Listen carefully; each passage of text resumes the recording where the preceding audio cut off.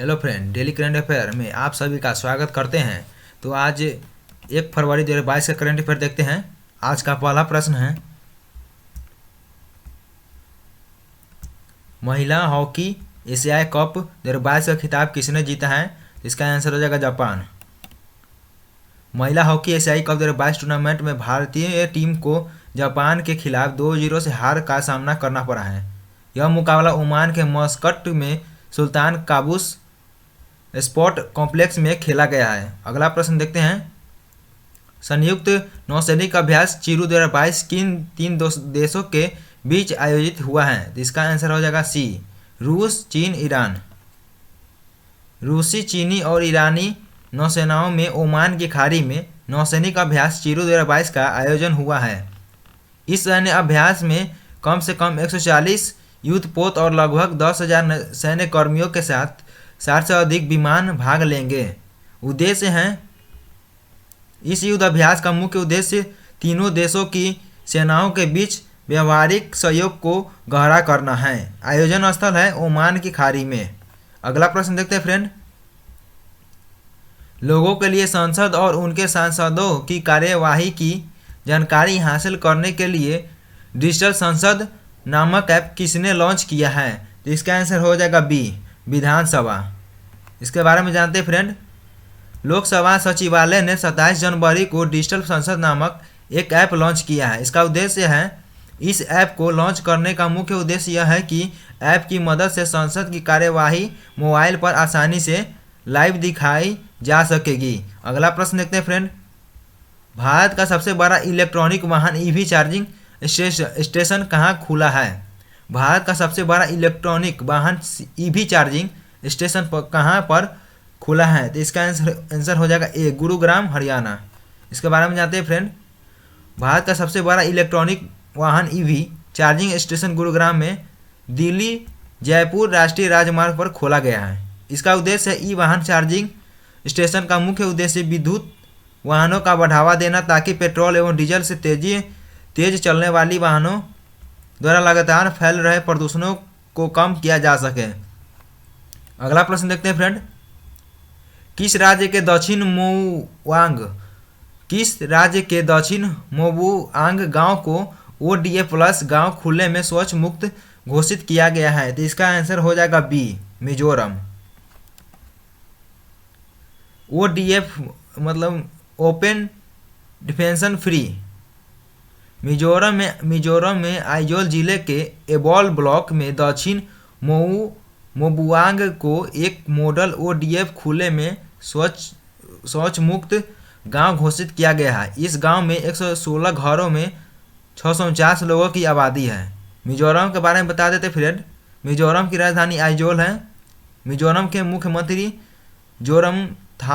जोरमथांगा, मिजोरम का गवर्नर हरिबाबू कंभमपति, मिजोरम का मुख्य न्यायाधीश अजय लांबा।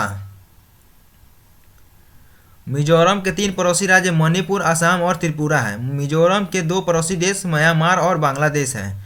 मिजोरम की लोकसभा सीट 1 है, राज्यसभा सीट 1 है, विधानसभा सीट 40 है।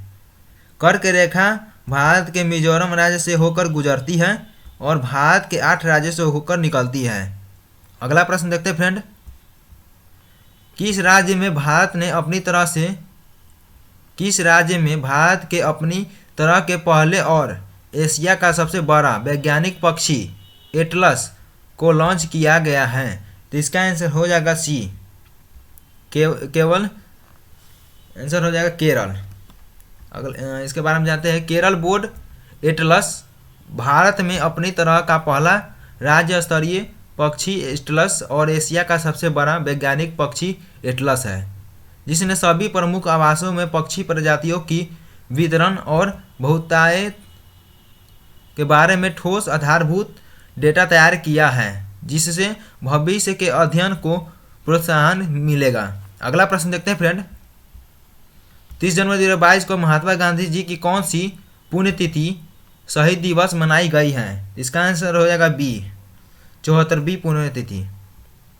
30 जनवरी 2022 को महात्मा गांधी की 74वीं पुण्यतिथि मनाई गई है। भारतवासी 30 जनवरी को शहीद दिवस और के तौर पर भी मनाते हैं। राष्ट्रपिता महात्मा गांधी जी का जन्म गुजरात के पोरबंदर में 2 अक्टूबर 1869 को हुआ था।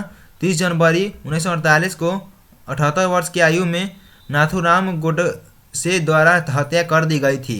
अगला प्रश्न देखते हैं। कौन सी कंपनी भारतीय एयरटेल में 1.28% हिस्सेदारी के लिए $1 अरब का निवेश किया है? तो इसका आंसर हो जाएगा बी, गूगल। दिग्गज टेक कंपनी गूगल और भारतीय टेलीकॉम ऑपरेटर भारतीय एयरटेल के रणनीतिक साझेदारी के तहत हाथ मिलाया है।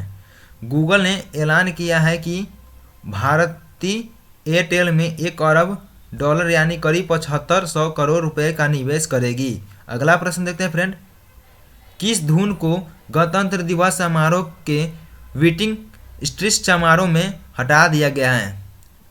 किस धुन को गणतंत्र दिवस समारोह के वीटिंग स्ट्रीट समारोह से हटा दिया गया है? इसका आंसर हो जाएगा बी, अवॉइड विद मी। इसके बारे में जानते हैं। केंद्र सरकार द्वारा महात्मा गांधी के पसंदीदा पारंपरिक ईसाई स्तुति गीत अवॉइड विद मी को वर्ष 2022 के वीटिंग स्ट्रीट समारोह से की धुनों की सूची से हटा दिया गया है। यह धुन 1950 से हर साल वार्षिक समारोह में बजाई जाती थी। अगला प्रश्न है। द 10 ट्रिलियन ड्रीम पुस्तक को किसने लिखा है? द 10 ट्रिलियन ड्रीम पुस्तक को किसने लिखा है? तो इसका आंसर हो जाएगा B, Ayush Mittal. Thank you friend, मिलते हैं नेक्स्ट वीडियो में। तब तक के लिए जय हिंद।